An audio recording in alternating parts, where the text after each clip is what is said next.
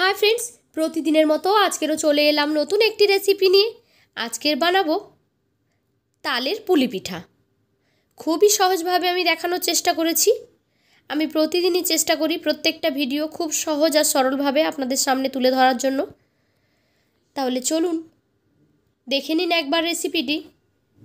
तबे एई पिठाटाके आमी भापाबो ना, एटा फ्राई करब।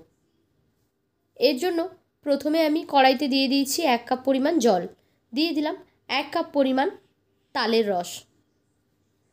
एखन एई जलटार संगे खूब भालोभावे तालेर रसटाके मिक्स करे निते हबे। यदि पातला रस हय सेखाने जल देওয়ার कोनो प्रयोजन नेই। एखाने तालेर पाल्पटा खूब घन, सेई जन्य किछुटा परिमाण जल एखाने आमी इउज करेछि। आबारो किछुटा जल दिए आमी एटाके मिक्स करे निয়েছি। এখন দিয়ে দিচ্ছি এর মধ্যে लवण, स्वाद अनुयायी लवण दिलाम और दिए दिलाम 1 कप चीनी। चीनीटा मेल्ट हो गेले एर मध्य दिए देबो आमी चालेर गुड़ो। 1.5 कप चालेर गुड़ो एखाने आमी इउज करेछि। एटा शुकनो चालेर गुड़ो। एखन किछुक्षण नेड़े चेड़े एटाके रेस्टे दिए देबो যতক্ষণ না চালের গুঁড়িটা পুরোপুরি এই তালের রসটাতে শুকনো হয়ে যাচ্ছে ততক্ষণ পর্যন্ত এটাকে রেস্টে রেখে দেব। এখন আমি একটা পুর তৈরি করে নিচ্ছি।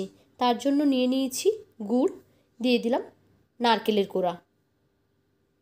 এখন নেড়ে চেড়ে এটাকে মেল্ট করে নেব।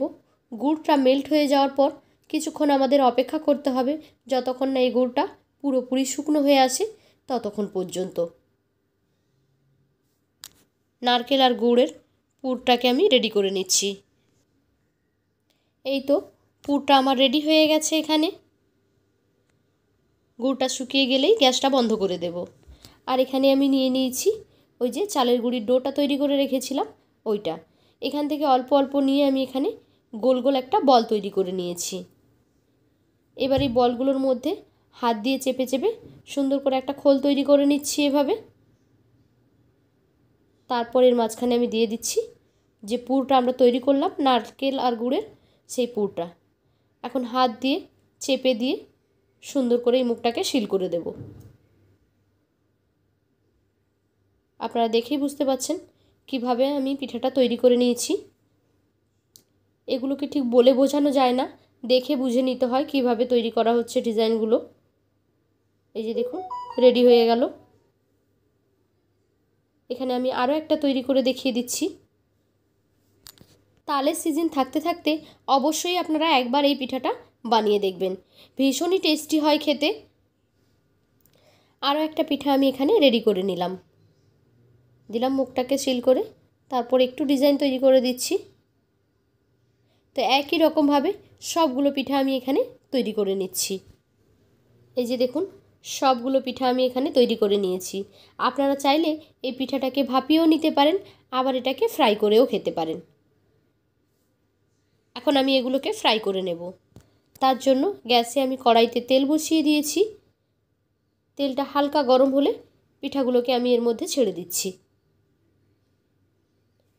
যেহেতু এগুলো চালের গুঁড়ো দিয়ে বানানো সেই জন্য নাড়াচাড়া করা যাবে না, একটু সময় নিয়ে এগুলোকে ফ্রাই করতে হবে। আর আলতো হাতে এগুলোকে উল্টে দিতে হবে, না হলে এগুলো ভেঙে যেতে পারে। আমি এগুলোকে উল্টে পাল্টে সুন্দর একটা কালার করে ফ্রাই করে নেব। একটু সময় নিয়ে এগুলোকে উল্টে পাল্টে ভেজে নেবেন। এখন দেখুন খুব সুন্দর হয়ে এগুলো ফ্রাই হয়ে গেছে। আমি এগুলোকে উঠিয়ে নিচ্ছি। এই যে সবগুলো পিঠা আমার রেডি হয়ে গেছে।